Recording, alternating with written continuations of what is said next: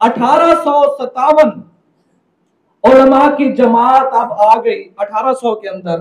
شاہ عبدالعزیز شاہ محدث دہلوی، جن کی وجہ سے بر صغیر میں حدیث مبارک آیا تھا، جو حدیث نبوی صلی اللہ علیہ وسلم لے کر آئے تھے، شاہ محدث دہلوی، ان کے صاحبزادے شاہ عبدالعزیز، تو انہوں نے فتویٰ دیا کہ انگریز کے خلاف جہاد کرنا فرض ہے.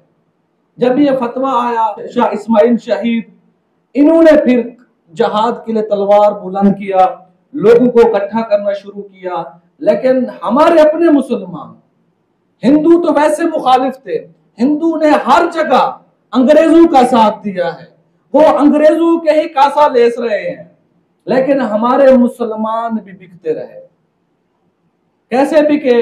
شاہ اسماعیل شہید کو، شاہ احمد شہید رحمہ اللہ کو بالا کوٹ میں مسلمانوں نے مخبری کی، مسلمانوں نے انہیں پکڑایا اور مسلمانوں کی وجہ سے وہ شہید ہو گئے. اور ان کے بعد اٹھے شیخ الہند محمود الحسن. اب ان کا کیا ہوا؟ وہ بھی اسی جہاد کو لے کر آگے نکلے.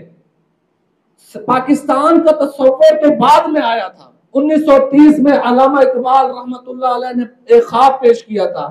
آزادی کی جنگ پہلے سے شروع ہو چکی تھی. ہر ایک لیڈر مسلمان یہی چاہتا تھا کہ ہمارا ایک الگ وطن ہو، اس وطن کا مقصد کیا ہو؟ اللہ اور اس کے رسول کا نظام چلے.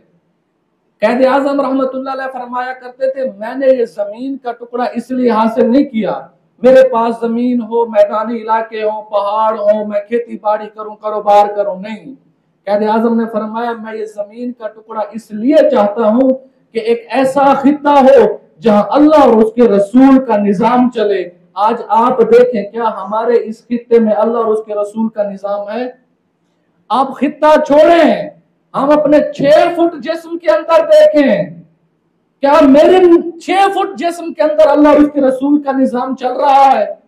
کیا میں ویسے کر رہا ہوں جس طرح رسول اللہ صلی اللہ علیہ وسلم درس دے گئے ہیں؟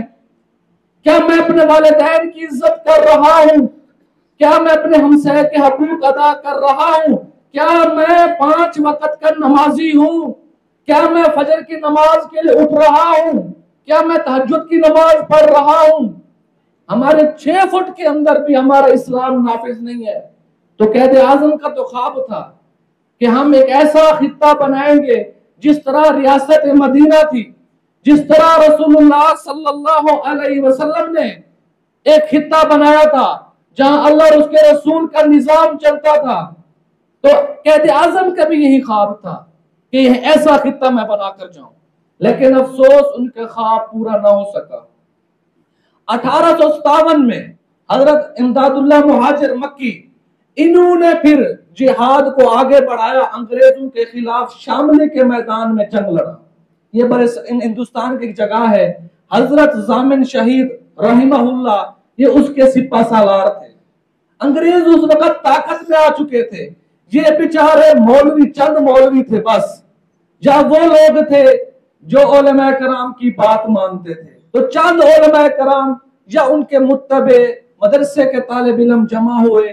1857 میں جنگ لڑی گئی اور سب سے زوردار جنگ 1857 کی جنگ کہا جاتا ہے، اور وہیں سے آزادی کے جنگوں کی تحریک شروع ہوتی ہے. لیکن اللہ کے نظام تھا، تقدیر میں ایسے لکھا ہوا تھا، چند مسلمان تھے، انگریز غالب آ گئے، پھر علماء کرام سب بکھر گئے. پھر 1867 میں انگریز بر صغیر پر غالب آتے گئے. انگریزوں نے نظام بدلنا شروع کر دیا. انگریز ایسا نظام لانے شروع کر دیا، ایک ایسا کورس بننا شروع کر دیا کہ بھئی جو اس سلیبس کو پڑھے گا، اس انگریزی تعلیم کو پڑھے گا، ہم اسے نوکریاں دیں گے، ہم اسے اپنے پاس رکھیں گے، انہیں اچھی تنخواہیں دیں گے. جو مسلمان ہوتا، جس کے پاس قرآن حدیث کا علم تھا، انہوں نے ان کو باہر کرنا شروع کر دیا. کیونکہ 1857 میں سارے مولوی سپہ سالار تھے، جنگ کرنے والے تھے. تو انگریزوں نے نوجوانوں کی سوچ بدلنا شروع کر دی، نوجوانوں کو لالچ دینا شروع کر دیا کہ بھئی اگر تمہیں نوکری چاہیے تو پھر ہمارا کورس پڑھو. اور وہ آج تک وہی کورس ہم پڑھ رہے ہیں. ہمیں کیا پڑھایا جاتا ہے؟ میں سی ایس ایس کر کے کیا بنوں گا؟ جا کر نوکری کروں گا. میں ایس ایچ او بن کر کیا کرنا ہے؟ نوکری کرنی ہے. اور ایک لمبا پروسیس ہے پیسہ خرچ کرنے کا. جو بندہ CSS میں کروڑ روپے لگا کے آتا ہے, جو میڈیکل میں کروڑوں لگا کر آتا ہے, تمہیں کیا لگتا ہے وہ آ کر ہمارا محسن بنے گا؟ وہ ہمارا محسن نہیں بنتا. سب سے بڑی کوشش ہوتی ہے کہ میں جتنا پیسہ خرچ کر کے آیا اس کی ریکوری کروں. یہ ایسا نظام ہمیں لارڈ مکالے کا دیا گیا ہے, ایک ایسا کورس ہمیں دیا گیا ہے. یہ ہم تو آپ سب سن رہے ہیں, یہ ان لوگوں کے لیے جو اقتدار میں بیٹھے ہیں, وہ ہوش کے ناخن لیں, ہو سکتا ہے اس کورس کے نظام کو بدلیں, ایک ایسا کورس لیں جس سے ہمارے نوجوان لیڈر بنے, غلام نہ بنے, نوکری کرنے والے نہ بنے, سائنسدان بنے, انجینئر بنے.